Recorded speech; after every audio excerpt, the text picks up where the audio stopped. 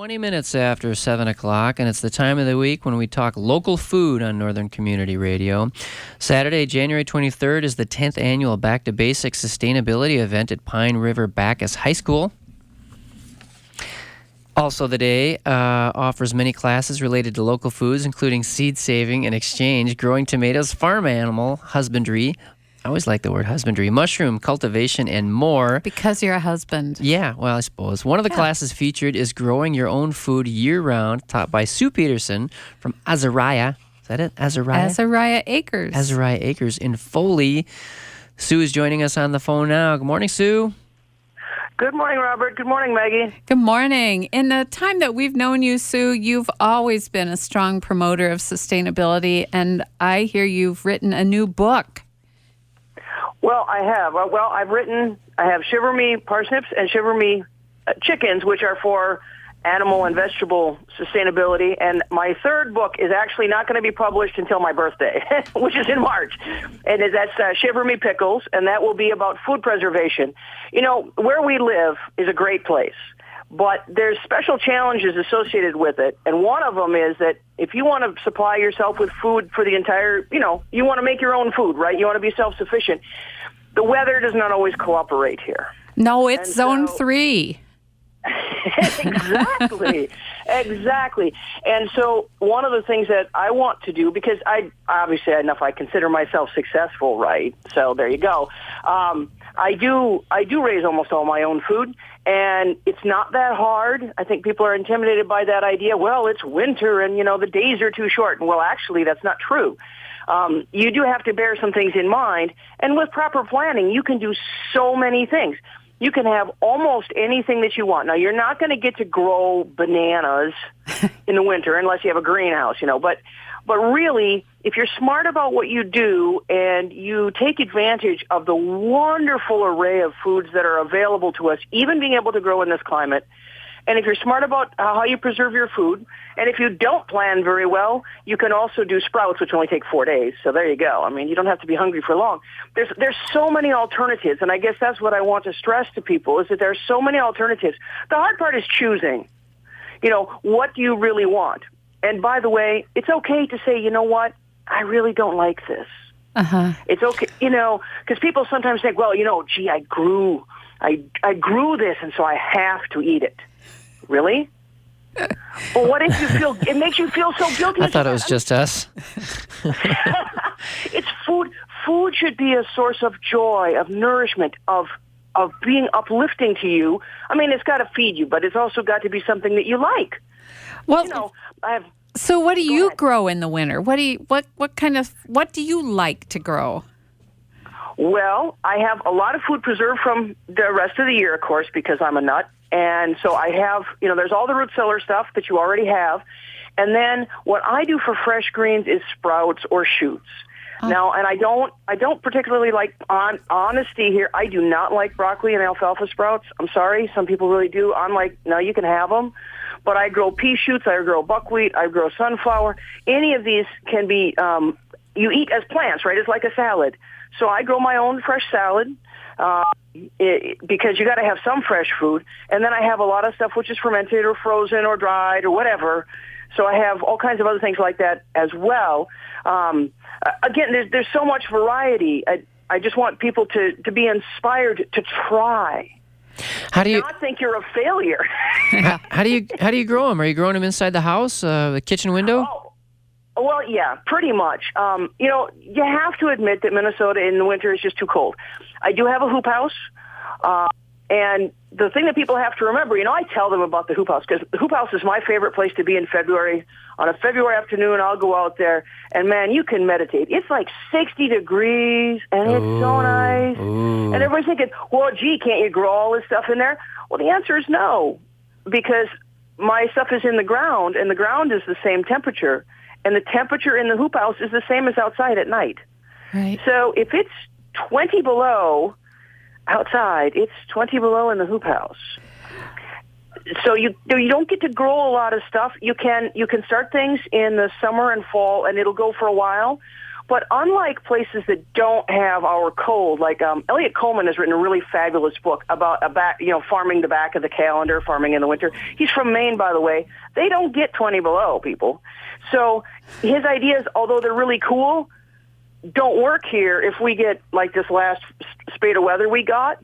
Anything you might hope you're growing is dead. No, I mean, it's just too cold.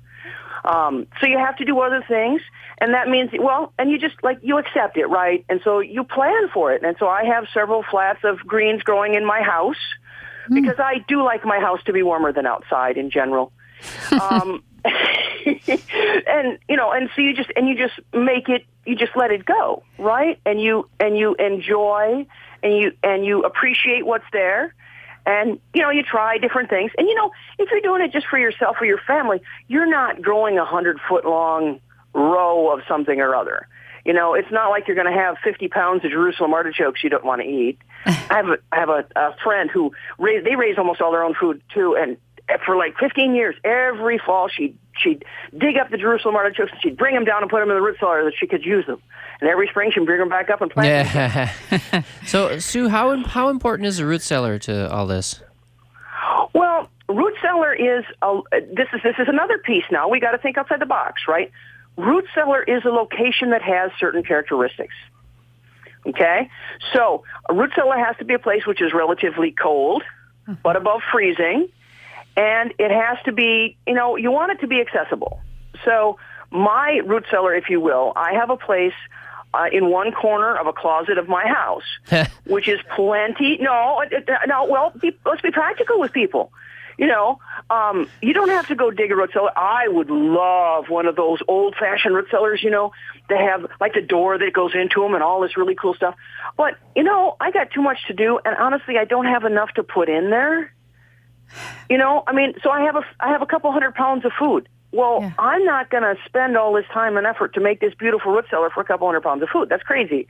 But I do have this corner in my house that's it's out right, up against the outer wall. And for most of the winter, it stays cold enough.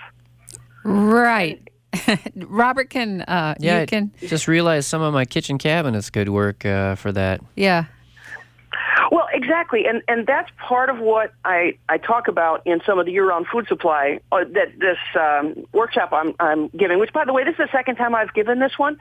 But I want to talk about lessons learned, too, some other practical things, ways to be a little more efficient, and also to try to encourage people a little more, because people feel like, okay, you've done this, and then you got all this food you really didn't want to eat, and so you feel like a failure, and it's like, no, try something different, because sometimes you think you might like something, but maybe you don't, right? Like the 57th serving of zucchini just might be too much, okay?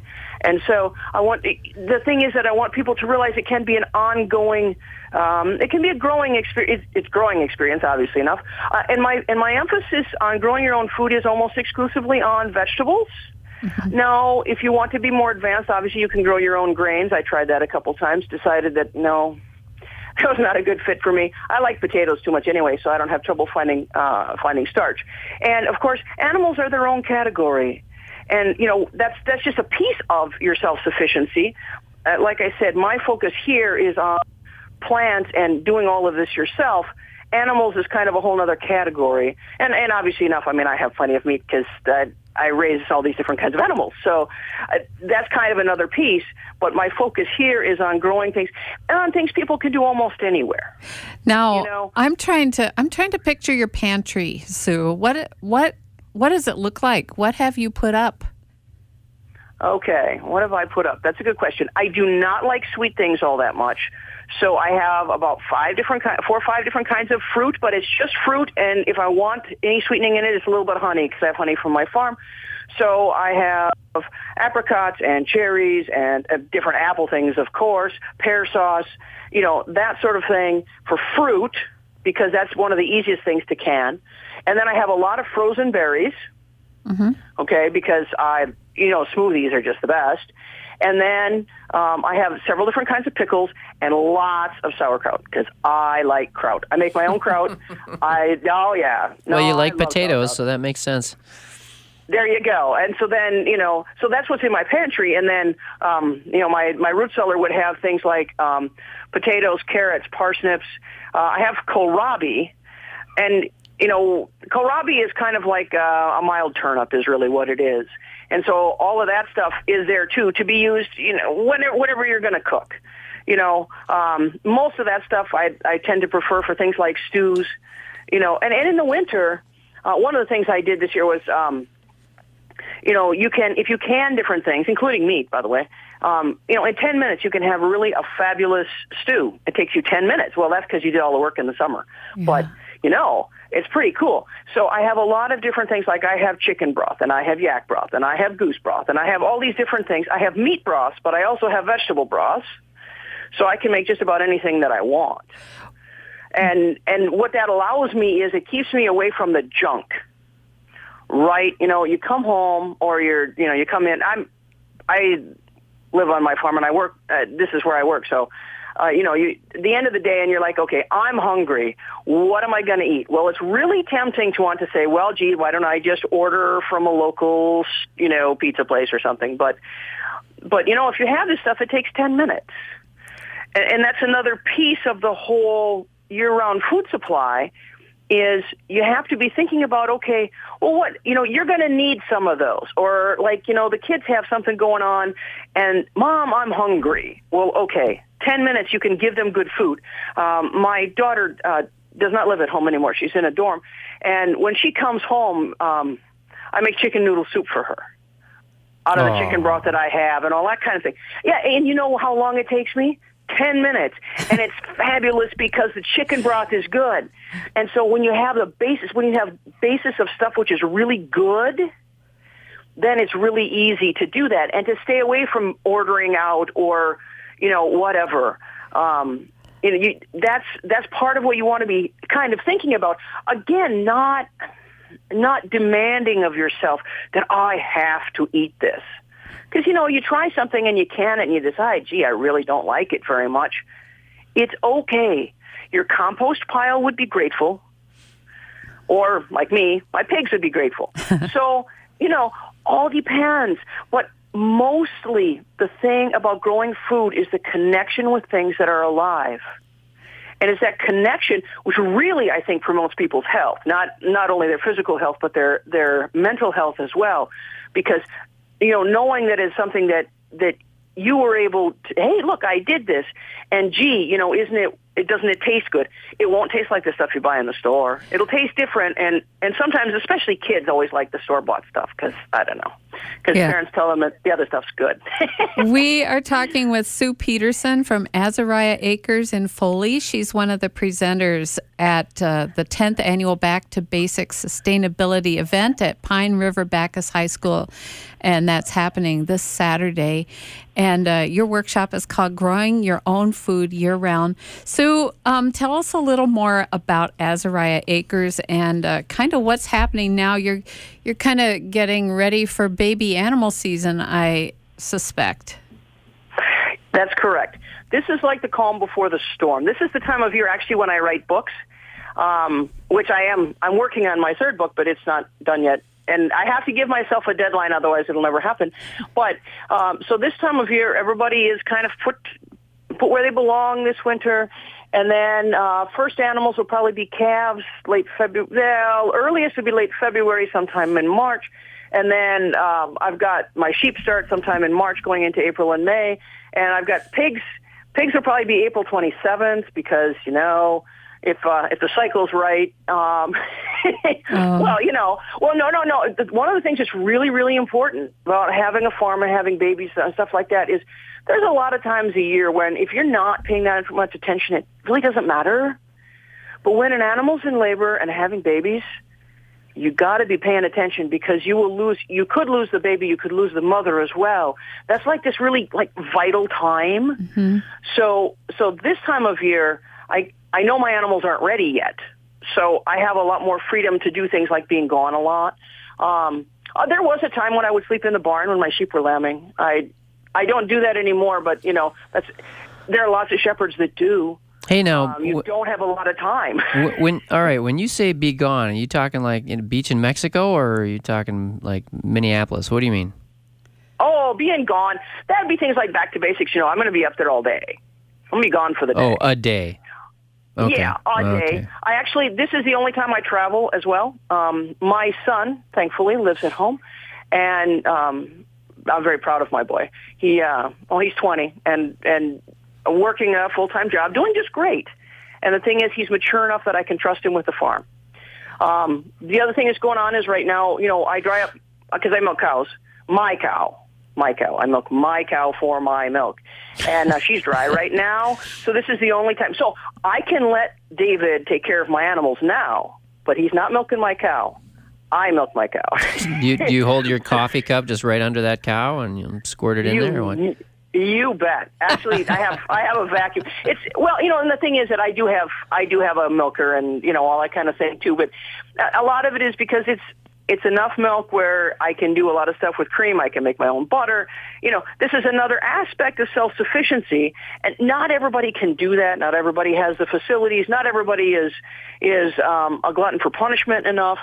Because it requires a really high degree of commitment. There's, of course, tremendous reward. I mean, me personally, I'm the person who likes to nurture everything. So the idea that I get to have a close relationship with a cow is something that I think is cool. I'm deciding. Not everybody likes it. I'm deciding just now it might be fun to talk to your son about all this at some point.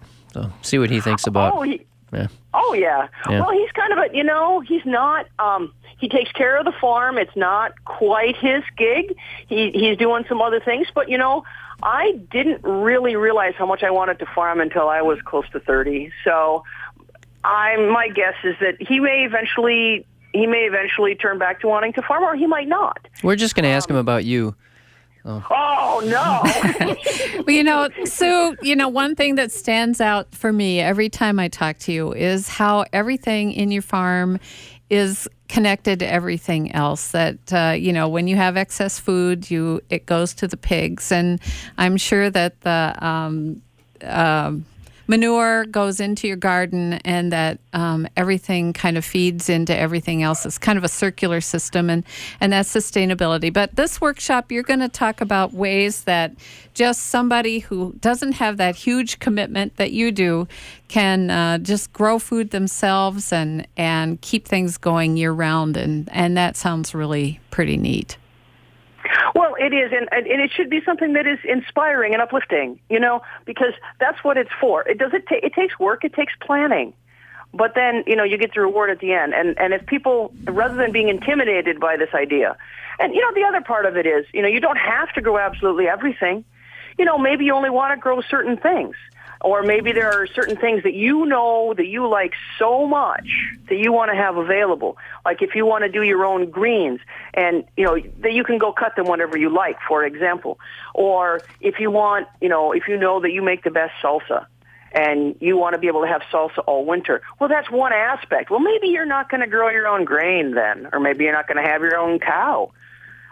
There's no shame in that. Yeah. The more connection, the better, but there's no, do something. You know what I mean? Do something. Well, because it's so fulfilling. So tell us how we can find your books. Well, my books are actually available on one of my websites. One of the things that I decided to do, because I like to talk too much, is I know how to raise my own food, obviously, and I know how to do a lot of things, and I want to inspire and educate other people. And so I started a website called www.sssupplies.com, which is where you can get my books. And there's some other stuff there too, because, okay, let's say I'm somebody, I want a garden, but I don't know how to get started. What are some tools that might be useful to me? Where we live, raised beds are really important. Now, I live on clay, so that's like super important to me because otherwise my land is too wet for too long. But even where people have sand, raised beds allow you to do a lot of things a lot sooner. They allow you to grow more stuff, all that kind of thing. I actually exclusively garden in raised beds. And there's a reason for it. And I found a local guy a really smart inventor named Ryan Hunt, who came up with a super cool, not too expensive raised bed. Well, I want people to have, if they want something like that, there it is, So to give them tools, to give them education, to give them inspiration, that's kind of where I've turned. Because, I can live just fine on my farm. Mm-hmm. But, I want other people to be inspired, too, to be uplifted, because it's cool. So we can get your books on that website and also various farming tools and supplies there. It sounds like sssupplies.com. That is correct. That's correct. Obviously enough. Or you can if you Google Azariah Acres, that's my farm website too. Either one. All right. The 10th annual Back to Basics Sustainability event is at Pine River Bacchus High School on Saturday, January 23rd. You can register at happydancingturtle.com. Sue, thanks for joining us this morning. Well, thank you guys for having me. It's always good to connect with you. Thanks. And you can find information on Sue's farm at azariahacres.net and her other website, sssupplies.com. You're listening to the Wednesday Morning Show on Northern Community Radio. If you want to add to our local food conversations, email us at comments@kaxe.org.